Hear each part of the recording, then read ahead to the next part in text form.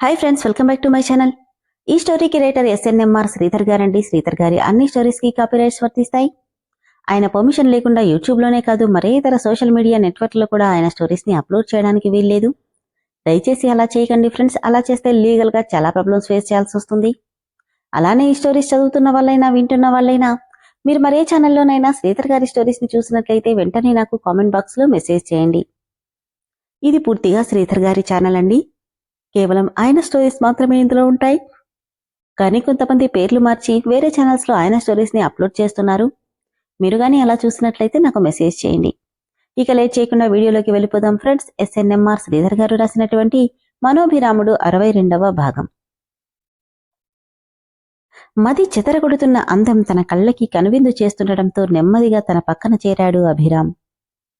చూసే కొద్దీ చూడాలనిపించే అందం తన కళ్ళ ముందు కనువిందు చేస్తుంటే ప్లెజెంట్ స్మైల్తో ఆమెనే చూస్తున్నాడు. ఫ్యాన్ గాలికి తన హెయిర్ మొహం మీద పడుతూ మనుని డిస్టర్బ్ చేస్తుంది. నవ్వుకుని తన ముందు మోకాళ్ల మీద కూర్చుని సుతారంగా తన మోము మీద పడుతున్న హెయిర్ని మునివేళ్లతో పక్కకు జరిపాడు. ఆ స్పర్శకి గిలిగింతలుగా అనిపించి నెమ్మదిగా కళ్ళు తెరిచింది మను. తన ముందు నవ్వుతూ కనిపిస్తున్న అభిని చూడగానే ఉలిక్కిపడి తన చేతిని విసిరి కొట్టి లేచి కూర్చుంది. ఇక్కడేం చేస్తున్నావు? తేరగా నీ అందం కనిపిస్తుంటే మిస్ చేయడం ఎందుకని చూస్తున్నా. ఛీ అంటూ లేవబోతుంటే ఆమె చేయి పట్టుకుని లాగి సోఫాలో పడేశాడు. ఏం చేస్తున్నావు అని లేవబోయింది. ఆమె ఫేస్కి దగ్గరికి తీసుకొచ్చి ష్ అరవకు అంటే భయంతో ఒళ్లంతా చెమటలు పడుతున్నాయి మనుకి. చూడు, నా దగ్గరికి వచ్చావంటే చంపేస్తాను. నవ్వుతూ తన దగ్గరికి రాబోయాడు. ఆమె మాటకి గట్టిగా అరుస్తూ కళ్ళు మూసుకుంది. ఆమె ఫేస్ని 2 చేతులతో పట్టుకుని తనని ఢీకొట్టినట్టే నుదుటికి ఆనించి, ఎందుకంత భయపడుతున్నావు మను? నిన్ను నేనేం చేస్తానే? ఏమైనా చేసేవాణ్ణైతే ఇంతవరకు ఆగుతానా? వై డోంట్ యూ అండర్స్టాండ్ అని నెమ్మదిగా అడిగాడు. అతని స్పర్శ కంపరంగా అనిపిస్తుంటే బలవంతంగా దూరం జరపడానికి ట్రై చేస్తుంది మను. భయపడకు అంటూ ఆమెకు దూరం జరిగి ఏం చేయండ్లే, నిద్రపో అని వెళ్లబోతుంటే అమ్మయ్యా అనుకునేంతలో బెడ్ ఎడ్జికి తడిగిలి పడబోయాడు అభి. పరిగెత్తుకుంటూ వచ్చి ఒక చేయి అభి చుట్టూ వేసి మరో చేత్తో కింద పడకుండా పట్టుకుంది. కళ్ళు మూసుకుపోతుంటే బలవంతంగా కళ్ళని తెరుస్తూ నెమ్మదిగా మను అని పిలిచాడు. ఆ పిలుపులో ఎంతో ఆప్యాయత కనిపిస్తుంది మనుకి. నీకోటి చెప్పాలి. ఏమక్కర్లేదు, ముందు పడుకో అని నడిపించబోయింది. ప్లీజ్ మను, నేను చెప్పేది విను.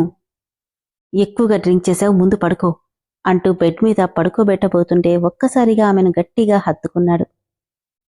I'm sorry Manu. First time తెలుసా నేనొకరికి సారీ చెప్పడం. నన్ను చూస్తే అసహ్యంగా అనిపిస్తుంది కదా? తప్పులేదు, నీకే కాదు ఎవ్వరికైనా అలానే అనిపిస్తుంది. బట్ నేను కావాలని నిన్ను కిస్ చేయలేదు మను. నువ్వెంతకీ వినట్లేదని కోపంతో అలా చేశాను. అంతేకాని నిన్ను హర్ట్ చేయాలని కాదు అంటుంటే ఎప్పుడూ భయపెట్టే అతడి కౌగిలి ఈరోజు ప్రశాంతంగా అనిపిస్తుంటే తెలియకుండానే అతని చుట్టూ చేతులు వేసి నిమురుతుంది మను. అసలు నేనిది కాదు మను. పరిస్థితులు నన్నిలా మార్చేశాయి. కాని నీకోసం నేను అంటూ అలానే ఆమెను హత్తుకొని కళ్ళు మూసేశాడు అభి. అభి అభి అంటున్నా తను పలక్కపోవడంతో నెమ్మదిగా అతన్ని బెడ్ మీద పడుకోబెట్టింది. ఈ మధ్యలో అభి ఇంతలా తాగించలేదు. మత్తులో ఏదో కలవరిస్తున్న అతన్ని ఒకసారి చూసి వెళ్ళిపోతుంటే ఎందుకో మనసొప్పలేదు.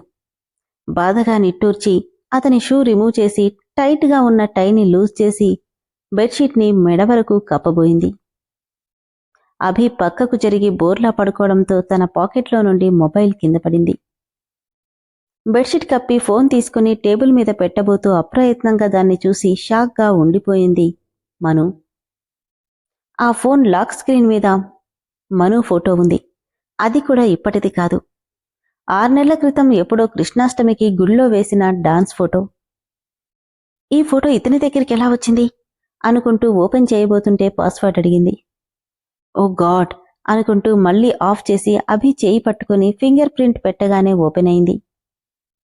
లాక్ స్క్రీన్ పైన తన సింగిల్ ఫోటో ఉంటే హోమ్ స్క్రీన్ మీద వాళ్ళిద్దరి పెళ్లి ఫోటో ఉంది. కన్నీళ్లతో తను తల పైకెత్తకుండా నేలని చూస్తుంటే అభి కొద్దిగా తల తిప్పి తన వైపే చూస్తున్నాడు. ఆ ఫోటోలో తన ఎక్స్ప్రెషన్ ఎవరికీ కనిపించకపోయినా ఆ ఫోటో చూడ్డానికి చాలా అందంగా కనిపిస్తుంది. ఆ ఫోటో వైపు అభి వైపు మార్చి మార్చి చూసి గ్యాలరీ ఓపెన్ చేసింది. గ్యాలరీ మొత్తం తన ఫోటోస్తోనే నిండిపోయింది.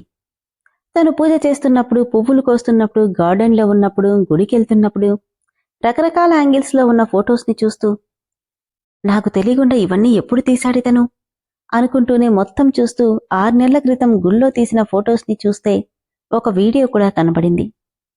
అది తను గుళ్ళో డాన్స్ చేస్తున్నప్పుడు తీసిన వీడియో. అందులో ప్రతి చోట అభి తన వెనకే ఉన్నాడు. కళ్ళల్లో కన్నీళ్ళొస్తుంటే ఇతను అసలేంటిదంతా అనుకుంటూ అభివైపు చూసింది. మత్తులో ఏదేదో కలవరిస్తున్నాడు, కాని అదేమీ మనుకి అర్థం కావట్లేదు. అతని ముందు మోకాళ్ళ మీద కూర్చుని విస్మయంగా తనని చూస్తూ ఏంటిదంతా అభి, నీ మనసులో ఏముంది అని ఆర్తిగా అనుకుంది. 8ంటికి నిద్రలేచిన అభి, ఏంటిది ఇంతసేపు నిద్రపోయాను, అవును అసలు బార్ నుండి ఇంటికెలా వచ్చాను అనుకుంటూ తల పెట్టుకుని ఎంత ఆలోచించినా గుర్తురాలేదు. అబ్బా, అంత ఓవర్గా తాగేశానా, ఛ అనుకుంటూ ఫాస్ట్గా రెడీ అయి కిందకొస్తుంటే ఎదురుగా హారతి పళ్లంతో ఎదురొచ్చింది మను. అభి అతని వైపు సీరియస్గా చూస్తుంటే మను కళ్లలో ఇది అని చెప్పలేని భావం కనిపిస్తుంది. తనతో ఒక్క మాట కూడా మాట్లాడకుండా అక్కడి నుండి వెళ్ళిపోయాడు. రాత్రి అతని ఫోన్లో కనిపించిన తన ఫొటోస్, వీడియోస్ అన్నీ గుర్తొస్తుంటే అతన్నెలా అర్థం చేసుకోవాలో తెలియక వెళ్తున్న అతన్నే చూస్తుండిపోయింది మను. ఈయన మనస్తత్వమేంటో ఎలా తెలుసుకోవాలి? నిజంగానే నన్ను ప్రేమించాడా? మరి ప్రేమిస్తే పరాయి వాళ్లతో ఎందుకు తిరుగుతున్నాడు? ఈయన్నెలా అర్థం చేసుకోవాలో కూడా తెలియట్లేదు. రాత్రి ఏదేదో మాట్లాడాడు, ఇప్పుడేమో కోపంగా వెళ్ళిపోతున్నాడు. పోనీ ఆయన నాతో ఎందుకిలా చేస్తున్నాడో డైరెక్ట్గా అడిగేస్తే? అవును, అదే మంచిది. రాగానే ఆయన్నే అడిగేస్తాను. మధ్యలో ఈ రామ్ నన్ను చాలా టార్చర్ చేస్తున్నాడు. భగవంతుడా, నాకీ సమస్యలన్నిటికీ పరిష్కారం ఎప్పుడు దొరుకుతుందో ఏంటో అని మనసులోనే అనుకుంది మను. ఆ రోజు రాత్రి ఇంటికొచ్చిన అభితో, మీతో కొంచెం మాట్లాడాలి అంటున్నా, నీతో మాట్లాడాల్సిన అవసరం నాకు లేదు. అది కాదు, నేను తన మాట వినిపించుకొని కూడా వినిపించుకోకుండా బయటికెళ్ళిపోయాడు అభి.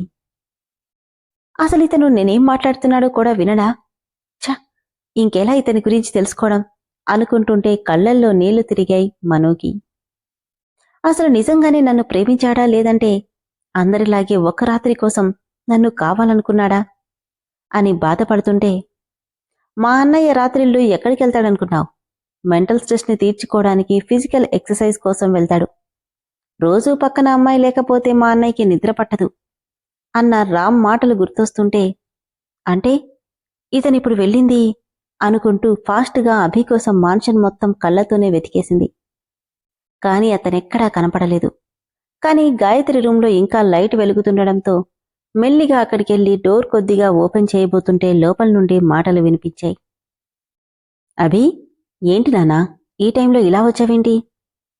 నిద్ర రావట్లేదుమా, కాసేపు నీతో ఉందామని వచ్చాను అంటుంటే నెమ్మదిగా డోర్ ఓపెన్ చేసింది మను. ఇలారా అని గాయత్రి పిలవగానే గాయత్రి దగ్గరగా వెళ్లి తన భుజం మీద తలపెట్టాడు. అభయ్ చెంప నిమురుతూ, ఏమైంది కన్నా, మనుతో ఏమైనా గొడవ పడ్డావా?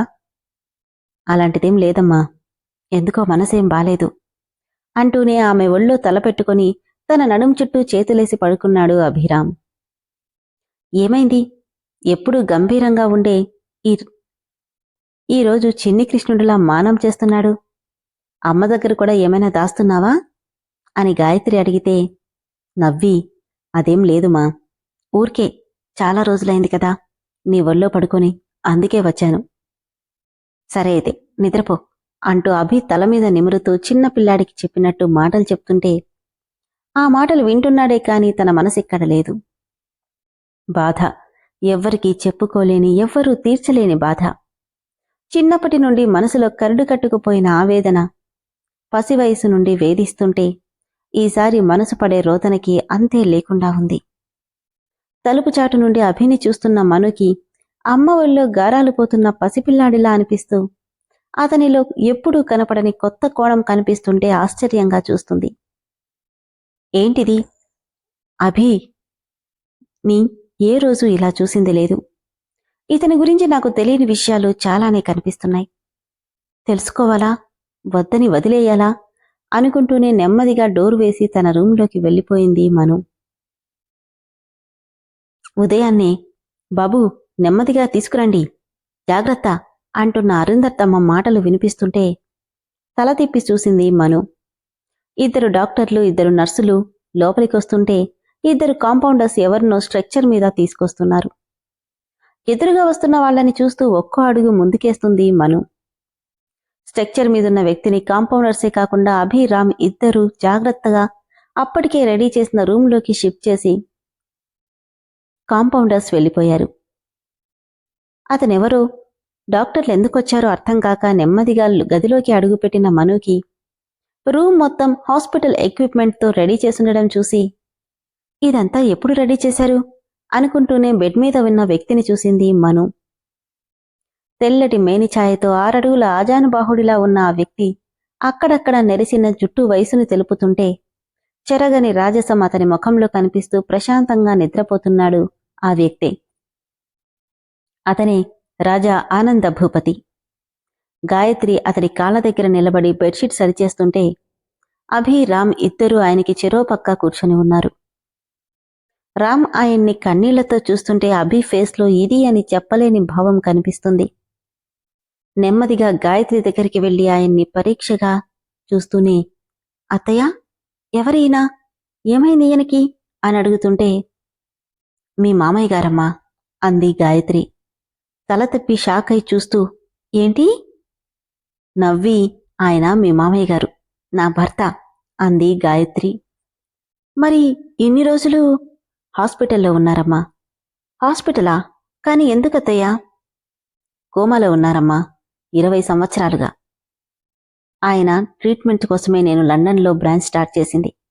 ఆయన కోసమే ఇన్నేళ్లుగా అక్కడే ఉండిపోయాను అంటుంటే షాక్తో ఏంటి 20 ఏళ్లుగా కోమాలో ఉన్నారా అని బొమ్మలా అతన్నే చూస్తుండిపోయింది మను. విన్నారు కదా ఫ్రెండ్స్, అభి గురించి తెలుసుకోవాలనుకుంటుంది మను. అతని మనసొకటి చెబుతుంటే ప్రవర్తన మరొకటి చెప్తుంది. అదేంటో అంతుపట్టట్లేదు మనుకి. మరిప్పుడు కొత్తగా వచ్చిన క్యారెక్టర్ రాజా ఆనంద భూపతి, గాయత్రి భర్త. 20 ఏళ్లుగా అతనెందుకు కోమాలో ఉన్నాడు? మనుకి ఈ విషయాలేవీ తెలీదు. అతని గురించి తెలిస్తే అభి మనసేంటో తెలుస్తుందేమో. ఏం జరుగుతుందో తదుపరి ఎపిసోడ్లో తెలుసుకుందాం. అలానే ఫ్రెండ్స్, ఈ స్టోరీ సబ్స్క్రిప్షన్లో ఉంది. స్టోరీ కనుక మీకు నచ్చినట్లయితే దయచేసి వెంటనే మెంబర్షిప్లో జాయిన్ అవ్వండి. దాదాపు 10 ఎపిసోడ్ల వరకు వెంటనే చదివేయచ్చు. Thank you.